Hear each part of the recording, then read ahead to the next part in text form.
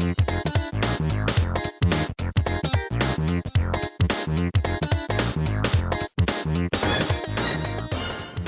guys, what's up? Welcome back to another episode of RetroActive, where being a thing of the past has never been more relevant. My name is Joey. I am one of your hosts, and beside me, beside me, well, I'm more like in front of you. In front of me is my co-host Will. Hi guys. And we're going to be talking about some big stuff coming up. I know. In this episode, big stuff, mainly for you. I feel like for this time around. So okay, and did we even talk about me working at GameSpot? Yes. Okay, by the way, in case you haven't heard, I'm now working at GameSpot, one of the longest running gaming journalism magazines or websites for the last 20 years. Congratulations, man. Yeah, I used to read them when I was in high school? No, middle school. Middle school. I used to take breaks during my journalism class to just read it and then plagiarize all the articles into the school newspaper. Yeah, but they're one of the few. They're one of like the few websites that's like been around for that long too. Yeah, which they've is pretty seen impressive. lots and lots of stuff. Yeah. And so next week I'm going with them to E3. Woohoo! Woo! Yeah. Joey's first E3. Yeah, it's gonna be pretty crazy. I'm sure. Are you excited? Yeah, excited as well. But it's kind of a dream come true to at least see like what it's like, because I really don't have any idea. But I have stayed informed throughout the last 15 years because we have these wonderful magazines with us. Yes. Oh my God. We have so many of them with us here today, filled with Post-it notes and everything, because we're gonna talk exactly about that. E3. Yeah.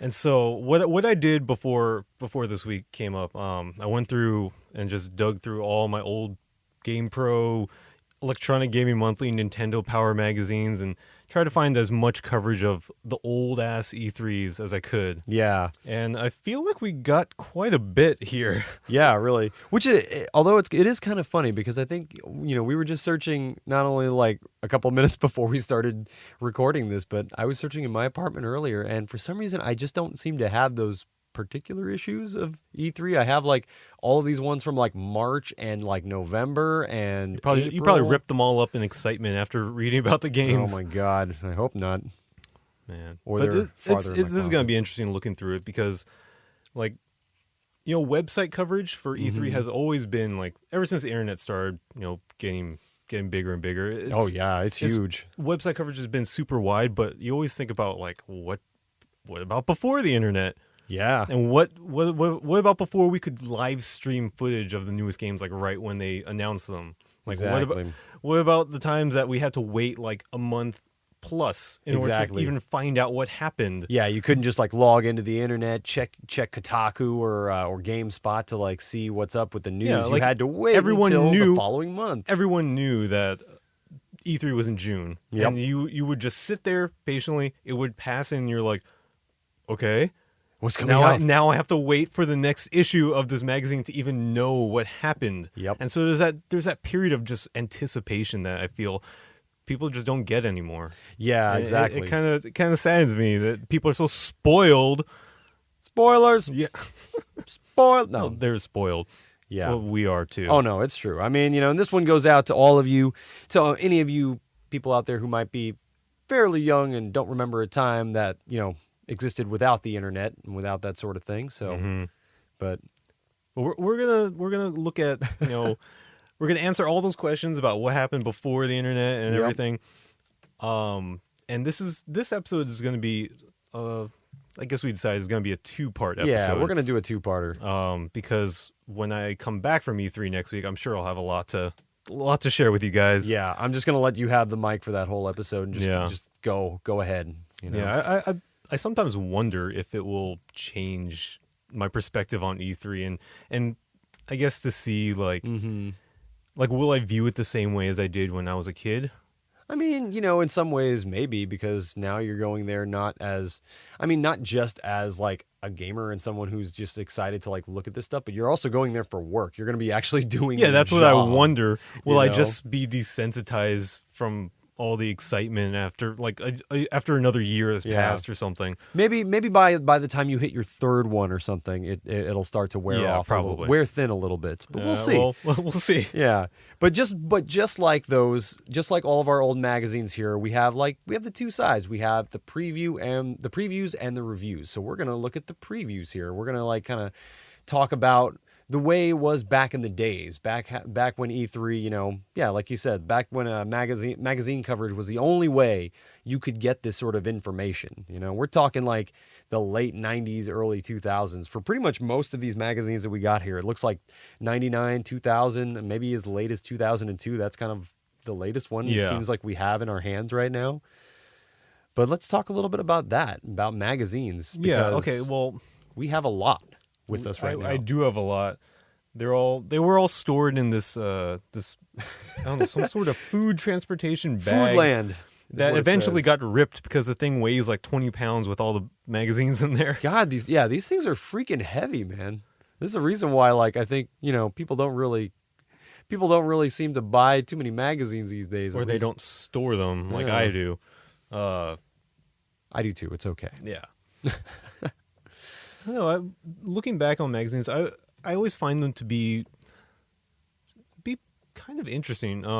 Mostly because of the fact that they only came out once a month, right? Yeah. Okay, we know that, but at the same time, you have to imagine that people are trying to put as much information into this one issue every month. Yeah. They can only get so much of it in there until there's delays, or if something comes out like right before they need to print, it might not make it in there, has to go into the next one, and people will find out about it 30 days later, right? Because there's deadlines, and then there's only so much space per issue too, before it goes to print and everything. But you can see that looking through these, they try to cram as much stuff as they can, because so much happens in a month nowadays, and I can't imagine what magazines will look like today if they try to fit everything, not just reviews and previews and little news bites, but all these in-depth articles and analyzing the culture of gaming that's constantly changing. Yeah, a lot of times too, those articles, they were really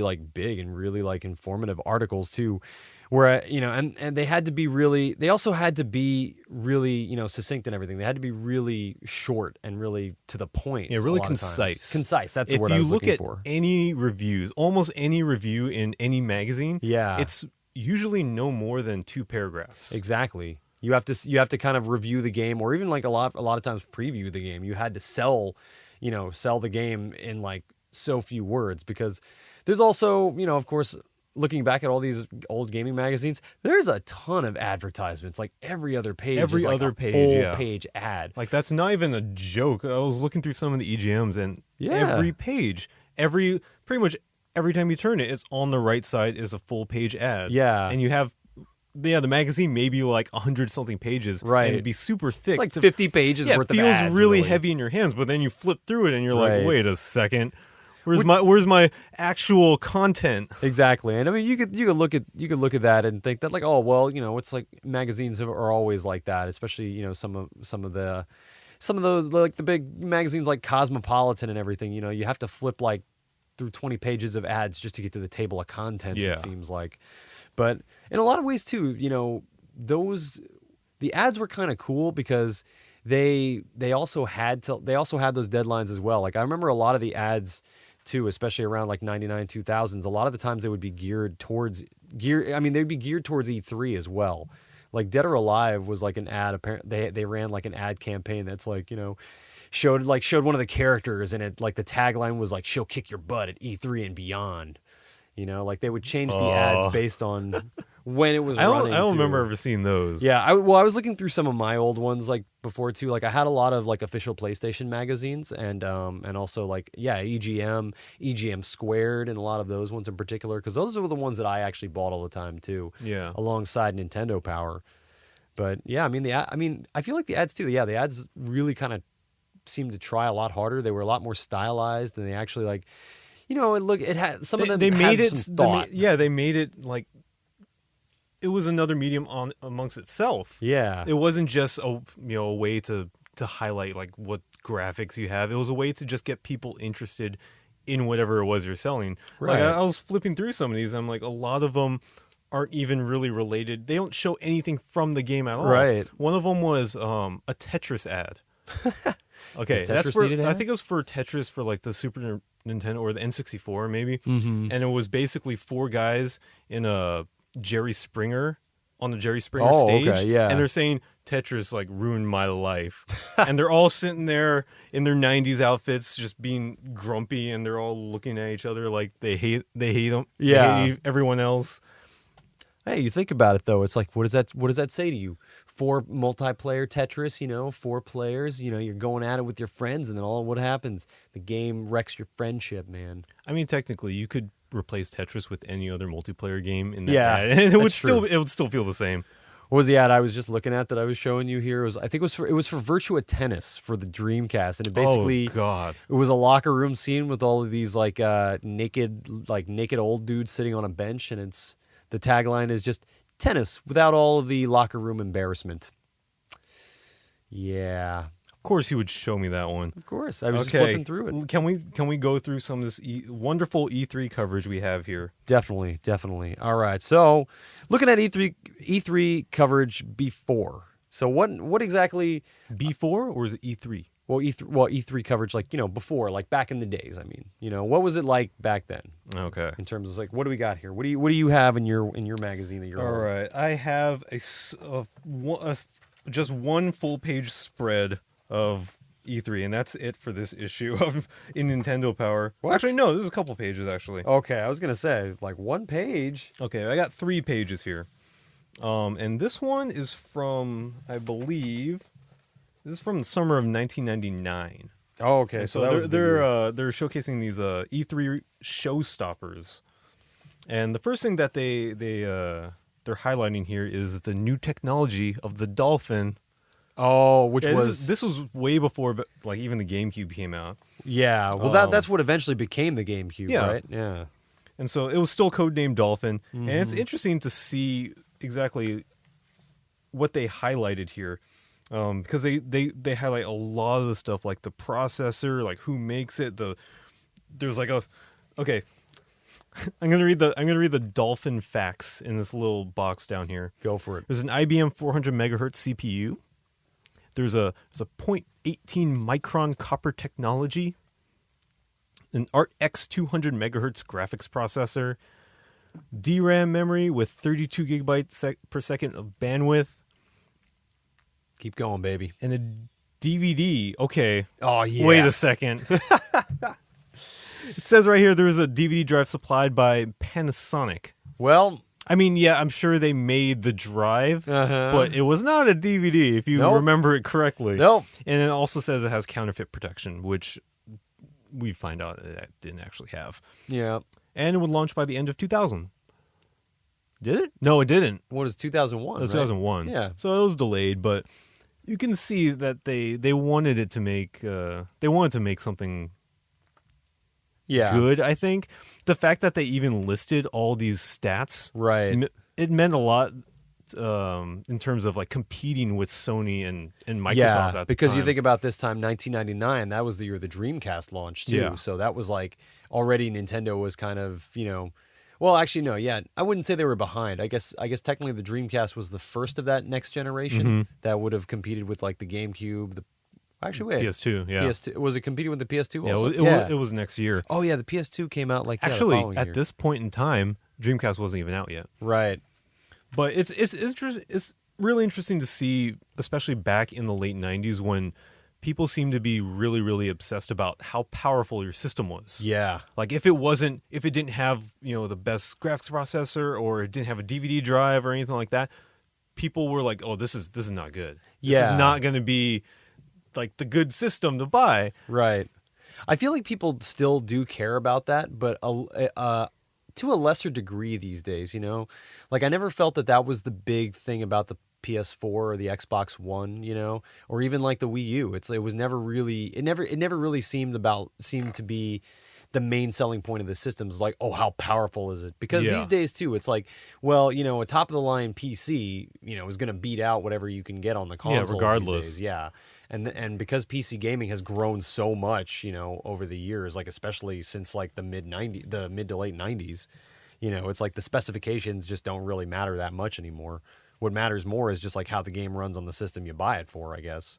If they can optimize it for the PS4 or the Xbox One. Yeah.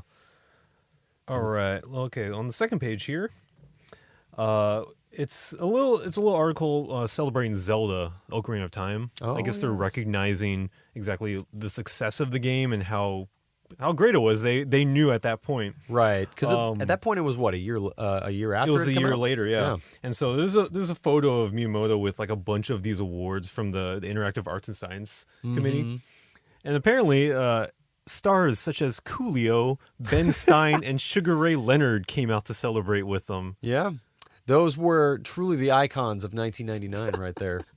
Coolio. Come on, man, Gangsta's Paradise. And it's interesting. This magazine is Nintendo Power. Yep. But they actually do mention a couple of other games. Like they mention Half-Life actually, Oh, okay. and because they talk about the games that took home the PC awards, even though Zelda pretty much swept the awards for console. Right. Oh, what else is here?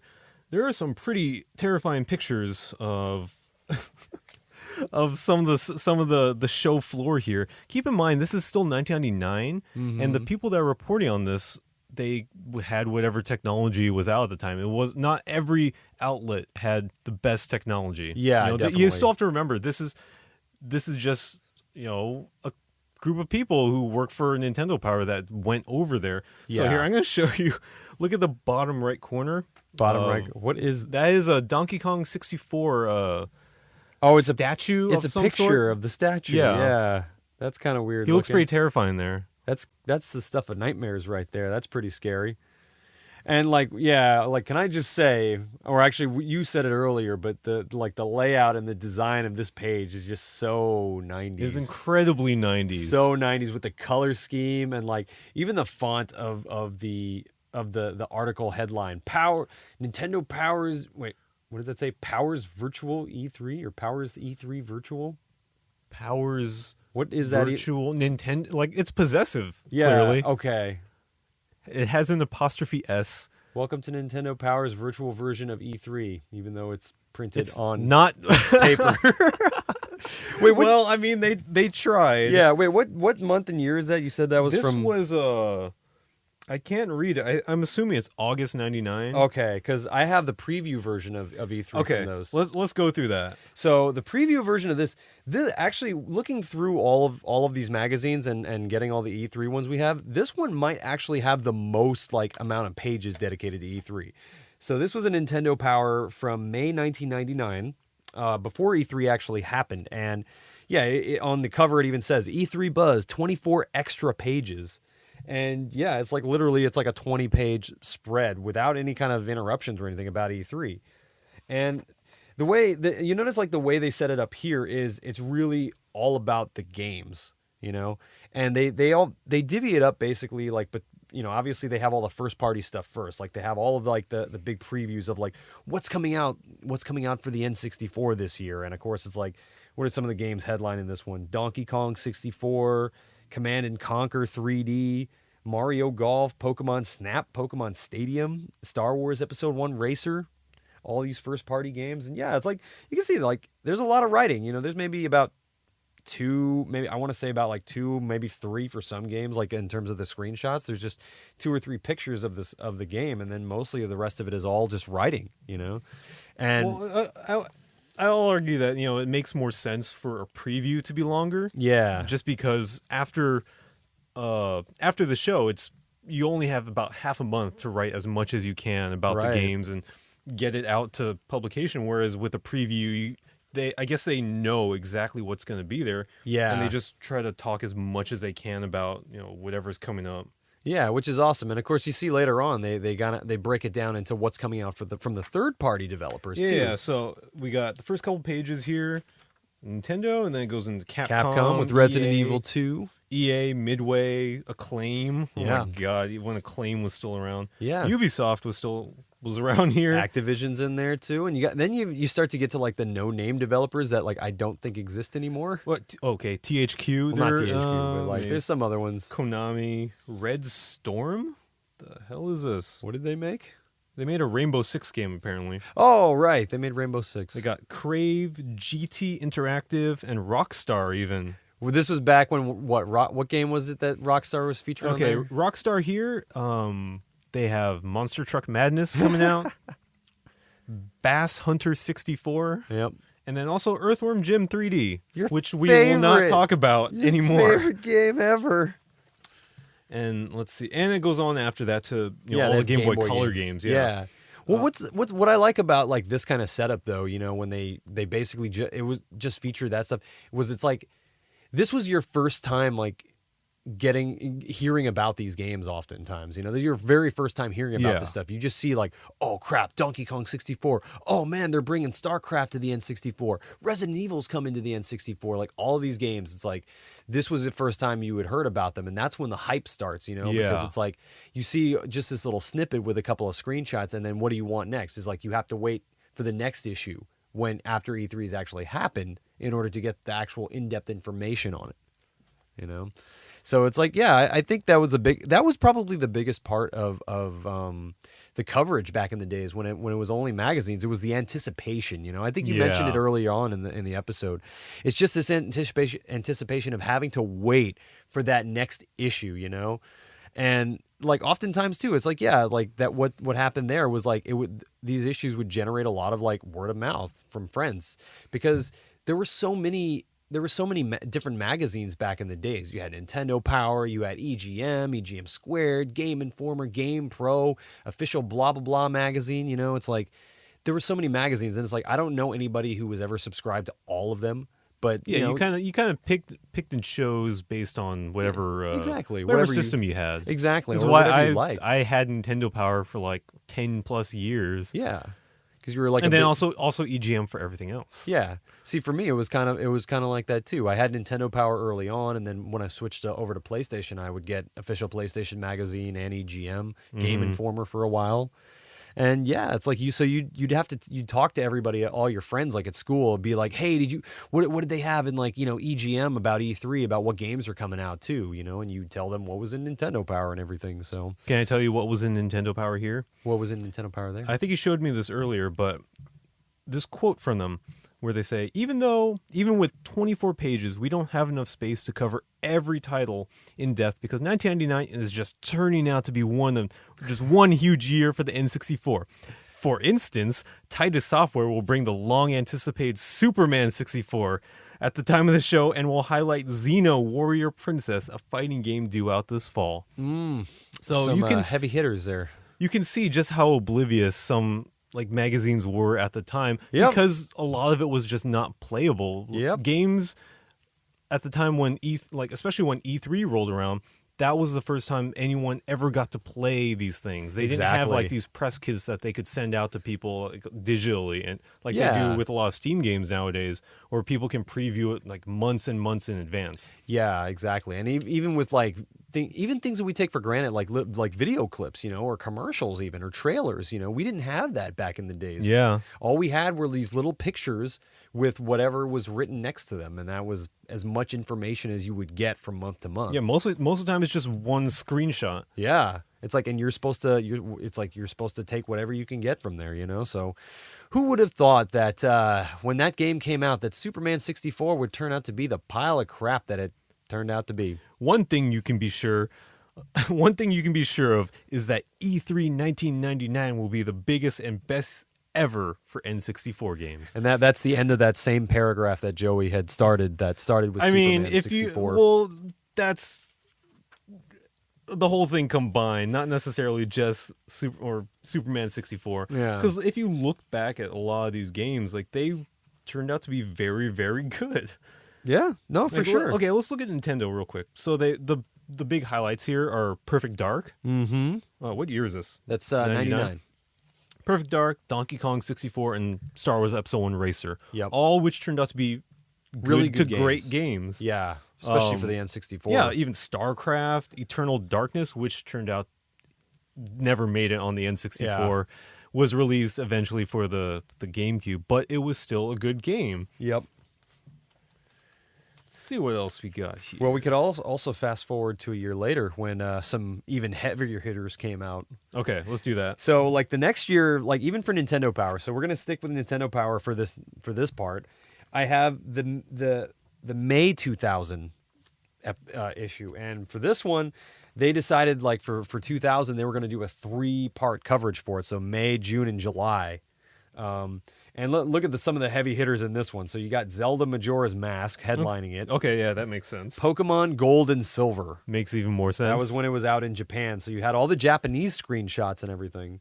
And what other games you got here? Banjo-Tooie, which was the sequel to Banjo-Kazooie. An amazing game. You had all the Game Boy Color games for like the 2 Legend of Zelda Game Boy Color games by the ones that were developed by Capcom. Perfect Dark for the Game Boy Color. Turok 3. The World Was Not Enough, and actually that's it. There's not very many pages on this one. Oh wait, that's it? There's like 6 pages. No, wait, yeah, 4 pages. That's kind of it. But like you said, they wanted to make this a 3-part episode, so they don't want to just blow all their load on the first one. Right. So that was it for that. And then 2 months later, we couldn't find the June one. We have the one from July. Wait, no, that one's May. Oh no, we do have the June one. So this is the second part one. This one goes on to talk about some of the other ones from like the third parties, like for example, Rare and their game Dinosaur Planet, which evolved into a GameCube game starring Star Fox, called Star Fox Adventures, which actually did still have dinosaurs. It did So have it's not like dinosaurs. they just completely forgot about Dinosaur Planet. Yeah, they just decided, hey, let's make it a Star Fox game and put it on the GameCube. And yeah, I didn't actually play that game, but I saw the JonTron video for it, and it was... Was it good? No, it looks very bad. Really? It looks very, very bad.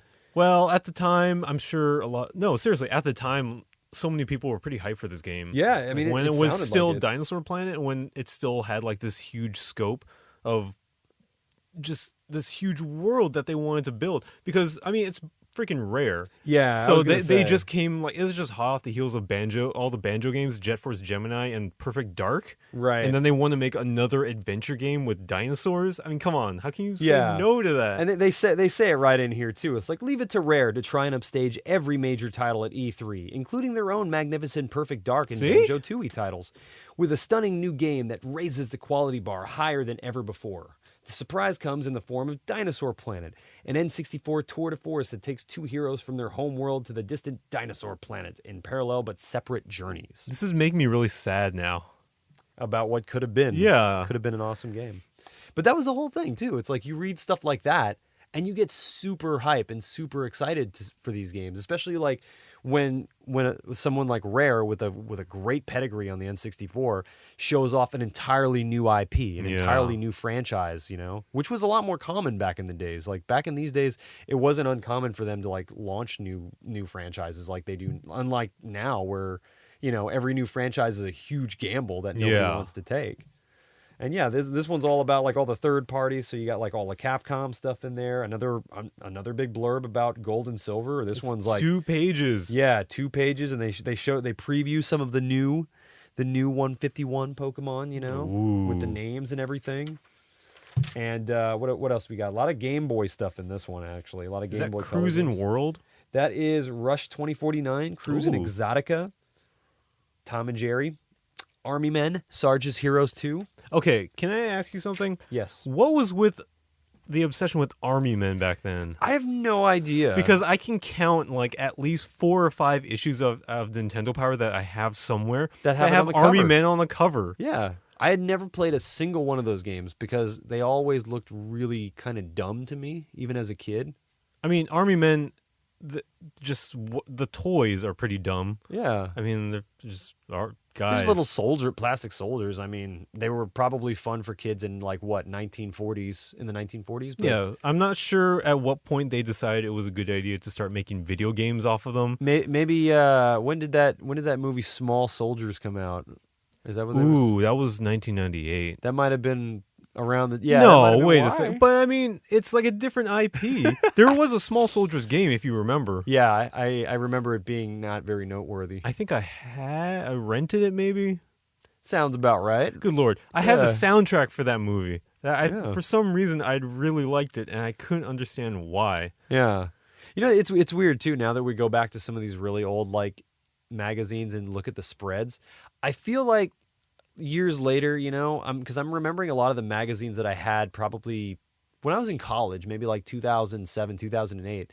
They started to do like really big spreads on E3, at least in the PlayStation magazines, if I recall correctly. Like they would have, usually they would focus on, you know, a big like 2 or 3 games because these were magazines focused specifically on the PlayStation. Yeah. So there was really only ever one system at a time, you know, because this was back when the PS2 was kind of king or the PS3 was coming out.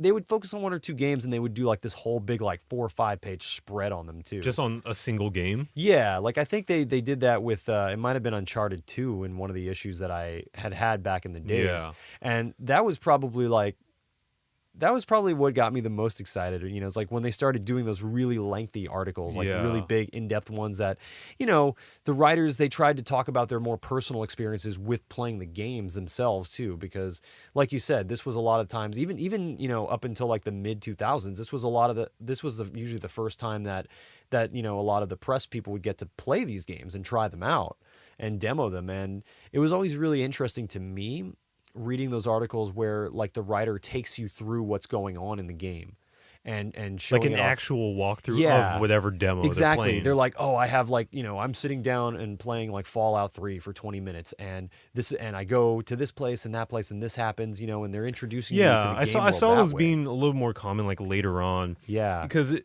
I guess when you're covering, I don't want to say a lot of games, it becomes, you know, a little bit harder to go more in depth. Because Yeah. with Nintendo Power, that's all they cover. But I guess it's just the advantage of technology and being able to, I guess, be more prepared for that in a sense. Where, you know, the months and weeks leading up to E3, you know, they have all this extra information about the game. It's Right. not like they're seeing it for the very first time ever. When they're at E3, Yeah. and so they can only write maybe a paragraph or 2 on it. Yeah. But man, it's like you get so much more information now, at least nowadays. It's not just a single paragraph here. Right. What I'm going to go through this one right here. What is that one you got there? This is a GamePro magazine, actually, from GamePro. also from 2000. So like the Nintendo Power, it was the same year, but we have all the other systems here too, not just Nintendo's. So let's see. Okay, and that was our That was it. Okay, this is E3 Showstoppers, and what they have on this first page is Metal Gear Solid 2. Oh, yes. And it's interesting that they're even showing this because that game didn't come out for like another year or 2, right? What year is this, you said? This is 2000. This is August 2000, before the PS2 actual even came out. Yeah, didn't that come out until like 2001? Something like that, yeah. Wow. That's pretty. That's so at this way point, early. they already had, I guess, the demo or of like the first area of the game. Right. Which, by the way, Is that the one that came with Zone of the Enders? it probably was. Yeah. And if anyone remembers correctly, this version of the game, or no, this area of the game is the only area that you can play as Snake. Spoiler alert. Yeah, the rest of the game you get to play this little blonde guy named Raiden. Yeah. But yeah, it's interesting that every single screenshot here is only Snake, because obviously that's what they want people to see. Yeah. That's the the cool main character from the first game that they want to see again. Yeah, and that was also one of those things where you didn't know that you weren't going to be playing the whole game as Snake until the game actually came out. You know, that's because all you're basing your facts on is like what you see in the gaming magazines and what the writers had played and everything. It was a lot easier to keep that kind of stuff, those kind of plot twists, hidden from audiences back in the days. You know, because let's face it, if you found out that like, hey, You know, when you buy Metal Gear Solid 2 and when you play, you think you're going to play as Snake, right? Yeah, they're not gonna say that What at if, what, if, what if you E3. find out that you're only going to be playing as Snake for the first 20 minutes and that's it? Oh my god. And then Okay. we're going to introduce this other character for you. This is actually, yeah, that's actually pretty genius on Kojima's part. But Ah. if you think about, okay, here's a second page that they wrote about. It says Metal Gear Solid 2 will be loaded with new features. Snake will be able to use weapons in first-person mode, jump over aliens, and climb hand over hand while dangling from structures. Let's see. In addition to the gameplay improvements, Metal Gear Solid 2 will showcase silky smooth graphics loaded with fine details. Oh, yeah. You'll get to see stubble on Snake's sneering mug. Well, Raiden wasn't. He was completely shaved, so we never saw that.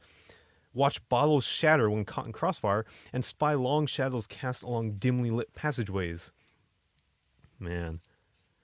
And I think my favorite part of this is the way they end it.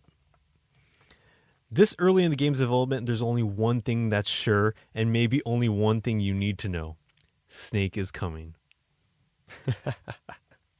That works on so many levels because... Yep. Yeah. Yep. See? I don't even need to say it. It's funny, too, because actually when, while you were flipping through there, I was flipping through this magazine that I had, which was Electronic Gaming Monthly, from that same time period, August 2000. Yeah. And they actually got an interview with Hideo Kojima. Oh, God. Okay. Yeah, where he talks about it. Let's do this. In fact, they actually gave Metal Gear Solid 2 the Game of the Show award. That's understandable. And the runner-up was actually Munch's Odyssey, which back then was coming out for the PS2. Oh, that's on the next page of this for GamePro. Yeah, so it's kind of that's how it works with a lot of these magazines. They covered the same thing because it's all at the same event. Yeah, you know? But it's just what you can, cover differently, I guess. But what can you, paraphrase what they talk about with Kojima? Well, a lot of it, is kind of like talking about the finer details too. They're asking about finer details of the game and stuff. Like, EGM is in one question. They're like, in the demo, it looks like Snake was chewing bubble gum, and Kojima just laughs and he says, like, "Oh, it's amazing you noticed that. At some parts of the game, he can't smoke, so he chews gum to help the cravings. Just to focus on like the little details." And they asked him too. I never even noticed that. Yeah, and they also asked about him like sneezing in the demo, and stuff like that, and then. It's because it's out in the rain. Yeah, I remember that. But it's funny actually taking a look at this interview with Kojima. It's like not a lot of this interview is actually about Metal Gear Solid 2. They're asking him questions about a bunch of other things. For example, like, well, like what are some of your favorite movies? What was your first job as a game designer? And okay, well, that's understandable like that. Considering you only have like this one chance a year to be able to even talk to this person. Yeah. Apparently, though, according to Kojima, Snake is actually half white and half Asian. That was one of the questions they asked him: is what nationality? Is that a widely known thing? I don't know. I wouldn't think so. Really, You heard it here. You heard it here first. Bringing you all this E3 news from 16 years ago. 16 years ago. Although he does say, like, when they talk about what's your favorite part of MGS2 so far, and he's like, well, what I really like about the game is that it's fun to play. It's too bad that all I can show you so far is the video, but I can tell you that when you actually get a controller in hand and play it, I even tell myself that I don't even need a story for the game. It's just really fun to play. That is very apparent in all the other Metal Gear Solid games. Oh my god. When did Kojima get away from just the gameplay, though? It's like, apparently with MGS4, it was all like, you're sitting through hours worth of videos instead. Like, whatever happened to not needing a story? That is pretty much... If you ask anyone what the story for Metal Gear Solid is, they're going to say, oh, no. Yeah. Because it's so convoluted. That's probably what he means by that. Yeah, for real. All right. Man. Can we pause right here for a second? Yeah. And go through the Dreamcast section of this issue? Oh, the Dreamcast. Because, oh man, the Dreamcast was my love. Yeah? For so long. Oh man, and seeing all these like previews for these games and knowing that these actually ended up being good games. Yeah. Not like a lot of the Superman 64 crap that you run into with E3 previews. Yeah. Like the one that they highlight the most is Jet Grind Radio. Right. Same here in the EGM for that year. Man, they got Shenmue. They got World Series Baseball. Okay, we're not going to talk about that one. Although it does also in here point out like Sega's restructuring after their huge like financial losses and everything. Yeah, that. Obviously, that was a telling thing. I mean, at the but this time. was just a lot of hope Right. here. This instilled a lot of hope in people that Sega could make it through this. They have like all these awesome games coming out, and then they didn't realize that when the PS2 was released, they would just go, yeah. yeah. Man, Oh man. PS2. This issue of EGM has a very, very interesting quote from Kaz Hirai, who was the COO of Sony at the time, who said, "The PlayStation 2 is not the future of video game entertainment. PlayStation 2 is the future of entertainment, period." And he was kind of right. Yeah, PlayStation 2 went on to become The best-selling DVD player of all time. exactly. You used it as one, right? Oh hell yeah, Everyone did. we all did. That was yeah. one of the main selling points. Because it was also the cheapest DVD player I think at the time. And then PS3 went on to be the cheapest Blu-ray player. Exactly. But you think about the ones that fell behind or kind of died during that time, like the Dreamcast and the GameCube. Yep. And, It's like, because they didn't provide that. They didn't like the GameCube used their own proprietary discs. The Dreamcast used their own proprietary discs and stuff. it's funny that when you think about Nintendo, especially with Nintendo, Yeah. and their perspective on a gaming system, they're like, okay, we want this just to be only games, Right. And that's what's going to make it great. But it's not what makes it sell. I mean, think about nowadays with the Wii U. Yep. It may not directly be the fact that they can't play DVDs or Blu-rays or whatever that contributed to their downfall, but it was one of the things. Yeah. It was one of the things that prevented it from being, as popular and Yeah. as desirable as like a PS4 or something like that. Exactly. Whereas a PS4 or an Xbox One could run all these different apps and programs, and you could use it as a replacement for cable or a streaming box or whatever what have you. The Wii U doesn't really do that. You mainly just use it to play games. Yeah. Yeah. So, with all that stuff in mind, that was all the stuff about E3 back in the days. But so we talked a little bit about how you're going to E3 now, I am. So what's changed about it? We want to like over the years. So we're talking about, this was like 16 years ago that all this kind of stuff was like covered and everything. Mm-hmm. I mean, in those 16 years, the internet's become like hugely prevalent in like our everyday lives, our daily lives and everything. There's so many different ways that we get all this information to us, and so much faster too, There's like a bunch of different ways. I mean, we have like, the obvious thing would be like the website coverage, Yeah. and websites like publishing articles as the news happens. You have writers there in the conference halls on their laptops, like typing all this stuff up. Yeah, as and it they're happens. doing like live updates. Yeah. Or live blogs. Yeah. Yeah, which actually can be really cool. I mean, this is all the stuff this is kind of what social media is meant to do, is like get all this news to you as it happens, rather than having you wait a whole month for another issue of a magazine, or even wait until the next day for an article to be published, I guess people these days, they just can't wait that long anymore. Yeah, I mean, we're hungrier than ever for content, I think, and that's the biggest thing. And these blogs, they give us a continual serving or helping of news to digest and talk about as it goes on. So I think that's like, the most obvious one. But I think one of the biggest things that's really changed the way we look at E3 now is the live streams and the streaming events that they have, because the thing about E3 is that it's always been a trade show. It's always been for members of the press or for developers or publishers to attend. Yeah. For business people, it's never been. It's not a gaming convention. Yeah, it's not open to the public unless you know someone in the industry. Exactly. This is not Penny Arcade Expo. This isn't for like people like me to go to, people who don't work in the industry. Yeah, it's for people like me who do work in the industry, So yeah, it's like, and that's the cool thing I think about live streaming events is, it makes it so that now E3 is not only for the press, or not only for the business people or the industry insiders. Yeah. You know, we don't have to. We as gamers don't have to rely on the press to hear from these big developers. We can hear it from them themselves, you know, by watching these live streams of their events and watching them present all of these, you know, awesome games and awesome trailers, and, you know, watch them play the demos right there on the stage. And it's super cool, you know. I mean, honestly, to me, it's really awesome because it's like, you know, first of all, obviously, you know, just like with the site coverage, we don't have to wait. We don't have to wait like at all, you know, because we're getting it as it's coming out.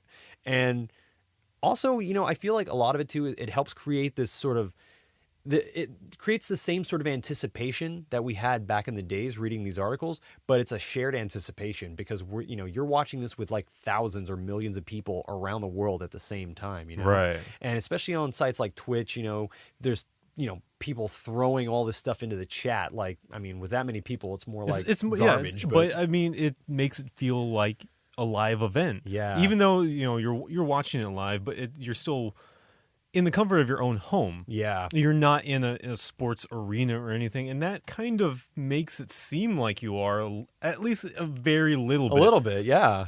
And if you think about how it's not televised, but how it's presented today, having most of it be live streamed, think of it like a sporting event almost. Definitely. Yeah, just having that crowd atmosphere too. You know, even though you're at home, you do feel like part of the crowd. Yeah, Yeah. like it's for lack of a better word, televised. And can you imagine if you are waiting for, you know, the playoffs for your sports team, right? Mm-hmm.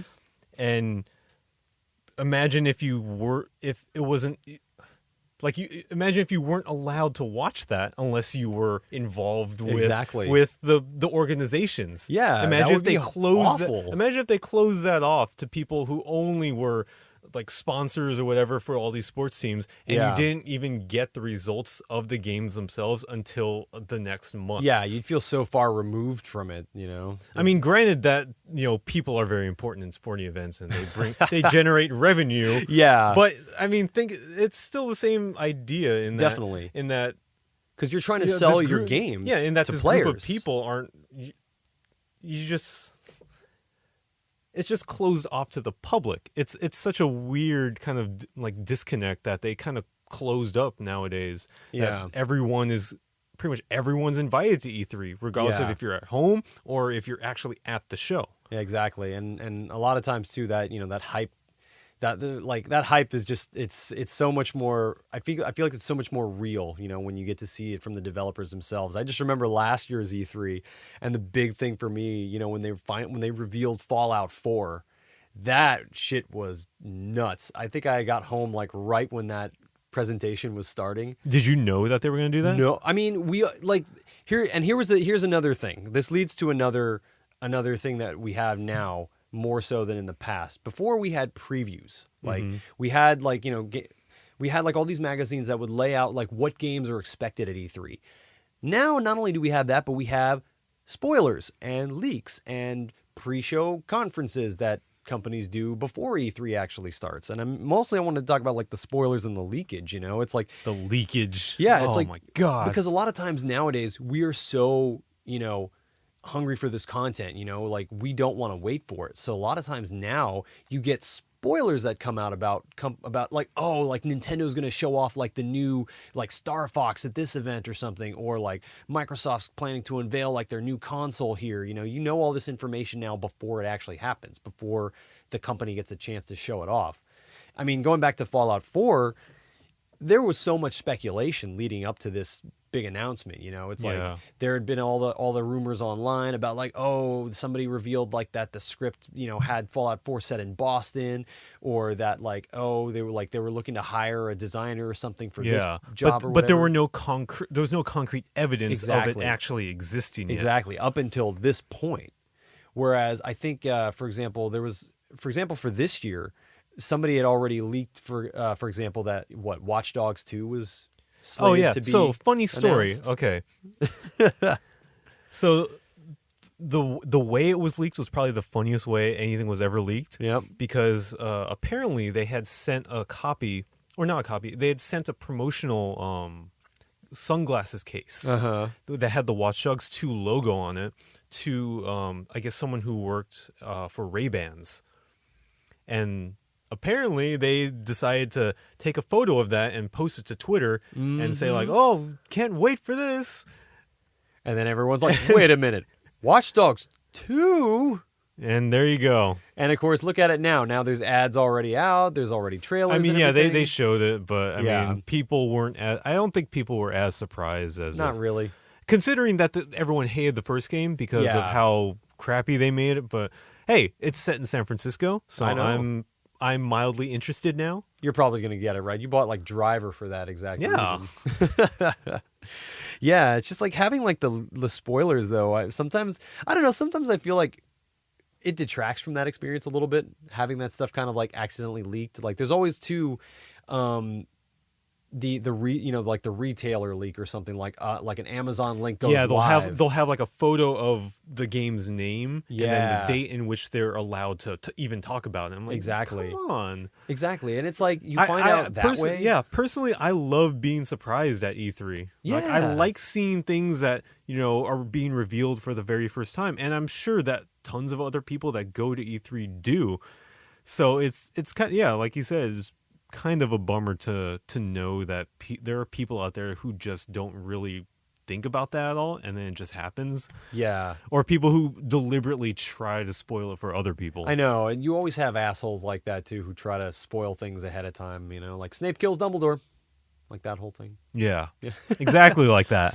Yeah, I think that kind of has led some companies to also do their own sort of like pre-E3 conferences for certain games too. Exactly. You have a lot of companies that have taken a step back from their E3 presence in order to announce games on their own terms, really, and instead of having to like wait for the show to do that and having like this big spectacle there, they choose instead to have like a press conference maybe like a week or two before, or around the same time, but to show off the games the way they want to release a trailer or to like show off a demo or something at this particular time, which is honestly, I don't think that's a bad thing. I think that might actually be a good idea. I mean, why not? Why wait until E3 if you're ready to like show this off to the world now? Are you talking about Nintendo? You're talking about Nintendo, right? Well, Nintendo, I think, does it. They're the most obvious. Yeah, example. they've been doing that kind of thing for years now. Yeah. It's like their Nintendo Directs and their online presence. Yeah. How they've shifted towards that nowadays. That's not new. No, Like for sure. they've skipped out on E3 many times in the past, or kind of I guess diminished their presence at E3 in favor of their own shows or stuff that's more focused in Japan, for example. Yeah. Like, the Tokyo Game Show is like one that they kind of took all the stuff that they wanted to do at E3 and they just moved it there instead. Yeah. And I think a lot of it has to do with, like kind of like a cultural difference, especially since Nintendo is a super Japanese company. Definitely. Even compared to something like Sony and all those other Japanese game makers like Capcom or something. But them specifically, Nintendo is they just love doing things on their own, pretty much. Yeah, and their Nintendo Directs though, I think that's a really good way. If you're gonna step aside and do your own thing, that's a really good way that I feel like, first of all, you're respecting your audience. You're providing them with like a really cool way, a really cool way to introduce the games to them, and it's also very, it's very composed. I mean, a lot of the Nintendo Directs I feel are like very set up in the way that they want to present these things. Oh, they're 100% Yeah. set up in the way that they want to present it. And it's super cool, it's super cool the way they do it. You're not just up on a stage with a microphone, like standing in front of an audience talking like, Oh my God. If there's one thing I cannot stand with E3, it's those kinds of presentations when they get people who aren't necessarily part of the development of the game, Right. but they're forced to talk about it anyway. Yeah. You get these really, really weird, just awkward moments of them saying a line, hoping that there's a response from the audience, and then just moving on to the next one. Yeah. It's really strange, and it makes me feel that some companies just don't really know how to present their games. Yeah, like, definitely. To people who love games. They know how to present it to people who love money, Yeah. but not so much with games. I'm wondering too if that's maybe sort of something that's kind of held back from the old way of doing things at E3, you know, from pitching games to like the people that are in the know and in the industry. You know? For nobodies like you and me, it's hard to say since yeah. there's no video footage of old E3s. Right. We don't know what not that like. I know of. Yeah. But I'm sure by next week I will have plenty to talk about. Yeah, definitely. I'm really curious to hear what you're gonna have to say, like, you know, after you come back and everything too. So I think that'll be a really cool sort of juxtaposition between all the things that we talked about today and, you know, next week when you come back and how you see it then. Yeah. All right, we are running out of time. Yeah. Do you have anything else to say? No, I think that's as good a place as any to end it. Okay, wait. Before we end it, I want to do one quick thing. I want to get, for each of us, I want predictions. One thing that we think will be announced or will happen. Oh, so something that has not been announced previously? Not concrete. Non-concrete. Okay. Something that may have been rumored, but they will finally announce at E3, or something that just will surprise us all. Ooh, okay. For me, I want to say, and I am very much hoping that it will be. So last year, they already showed that they were going to do a Final Fantasy VII remake and Kingdom Hearts 3. My prediction this year, and this is a big, big hope of mine, is that they will finally they'll finally give us a concrete trailer, first of all, for both games, and also hopefully give us a release date for Final Fantasy VII, the remake, because there's been a lot of news over the last couple of months, or maybe even like the last year since then, about how they're going about this remake and how the best way to probably do it in terms of like the development time and the cost would be to do it kind of episodically, because of how much time and effort would go into this remake. You know, instead of, if you were to remake the entire game, it would take so many development hours. And looking at how long it took them to make Final Fantasy 15, you know, it's like, you don't want to basically leave everybody on the hook for another decade just to get that game out. So I'm hoping that they are close to finishing the first chunk of Final Fantasy 7, and I'm hoping that they're going to give us a trailer and a release date. Do you want it to be playable at the show? I would hope. I mean, okay, maybe not hope, but I just want them to show something. That's my prediction, that they will show something. That's an extremely vague way to go about predictions. All right, well, I hope they do something. They will do something. I think they will. I think they will, and I hope they will. Man, Kingdom Hearts, that is taking like 20 years to come out or something. Because they keep making they keep side making stories. spin-offs. And because the thing is too, they're coming out with another HD remake. It's like 2.8. It's 2.8. Yeah. Why? Well, because I think they made another side story to Birth by Sleep, the PSP version, and they're also doing like the 3DS one. Yeah, the 3DS one. They're making an HD remake of it, which is fine. That means I don't have to buy it on the 3DS. Whew. Okay. What about you, Joey? What do you predict you will see when you go there in person? Okay, well, here's one thing that I know that Nintendo is going to do. Mm-hmm. They're going to be bringing Zelda. Yep. Okay. But everybody knows and we know that it's going to be for the Wii U and the NX, or whatever they show it there. And we also know, or we also have heard from Nintendo, is that they're not going to show the NX there. Yep, they said that too. But my prediction.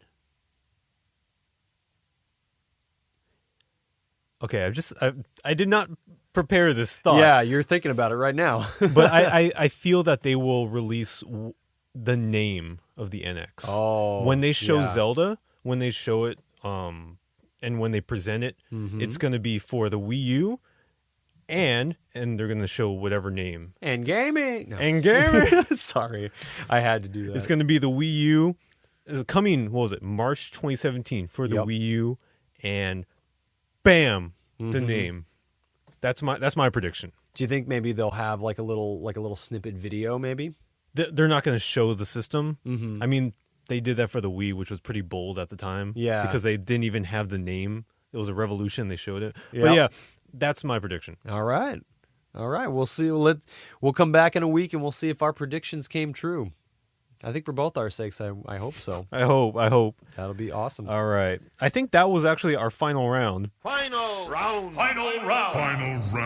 That I believe so, because I mean we already know what you're going to be doing the next week. You're going to be freaking like at E3, Yep. and I'm probably going to be watching a lot of E3 and following it because heck, we're going to be talking about it next week again Yeah. too. So I better be doing my Yeah. research. And for all you out there still listening, we hope you also watch E3 and like keep an eye out for it. Yeah, keep an eye out. Let us know what your predictions are. On the Facebook or on the Twitter or in the comments for YouTube. Also, if you guys would like to tune in to any E3 coverage, go to GameSpot.com and watch theirs because you might see me in the background somewhere. Yes, definitely.